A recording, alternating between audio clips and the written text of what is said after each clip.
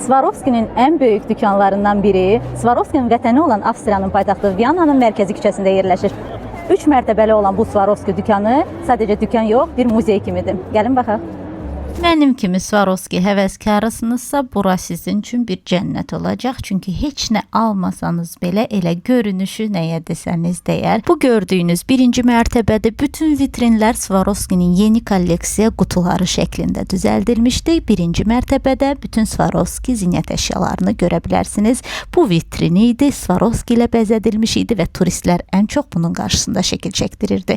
İkinci mərtəbəsində də həm zinət əşyaları, həm də həddindən artıq çox çeşid Swarovski ilə bəzədilmiş eynəklər və saatlar görə bilərsiniz ki, bilirsiniz ki, Swarovski dükanlarında həm eynək, həm saat çeşidləri çox olmur. İstər gündəliyə istifadə edə biləcəyiniz, istər səhnə üçün olan eynəklər var idi. Həmçinin saatlarda çox gözəlləri var idi, hansını ki mən daha öncə heç görməmişdim. Amma mənim marağımı daha çox bu geyimlər cəlb etdi. İndiyə kimi heç bir Swarovski dükanında Swarovski ilə bəzədilmiş geyimlərin nümayişini görməmişdim. Düzü deyim, qiymət görmədim deyə yanında bilmədim satış üçündür, yoxsa dizayn ideyalarıdır. Amma səhnə geyimləri olduğu dəqiqdir. Instagramda da dediyim kimi Swarovski'nin vətənidir deyə düşünməyin ki, qiymətləri ucuz olacaq. Heç də elə olmadı. Misal üçün bu iki tsipoçkanı mən çox bəyəndim, amma qiyməti çox bahaydı deyə almadım. Bunun gördüyünüzün sadə versiyasını aldım, o endirmə düşmüşdü. Gördüyünüzsə -1, yəni ən sonuncu mərtəbədir. Əvvəlcə düşdüm, baxdım ki, suvenirlərdir. Geri qalxdım ki, maraqsızdır. Amma yaxşı ki, yenidən düşdüm ki, çəkiliş edim. Sən demə, burada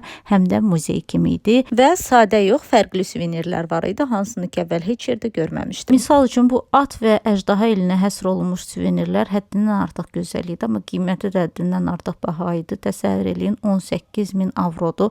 Kim ona o pul verir bilmirəm. Qabları ona baxanda yəni yaxşıdır, amma yenə də bir qaba görə bahadır. Misal üçün bir fincanla nəlbəki üzərində bir dənə Swarovski daş 120 avro civarı idi. Burada gördüyünüz suvenirlər isə limited edition'dır. İndi bu nəhəng daşı demirəm, amma misal üçün bu quşlarda gördüyünüz kompozisiya 20.000 avrodur. Bu kəpənəkli güllü model 15.000 avrodur.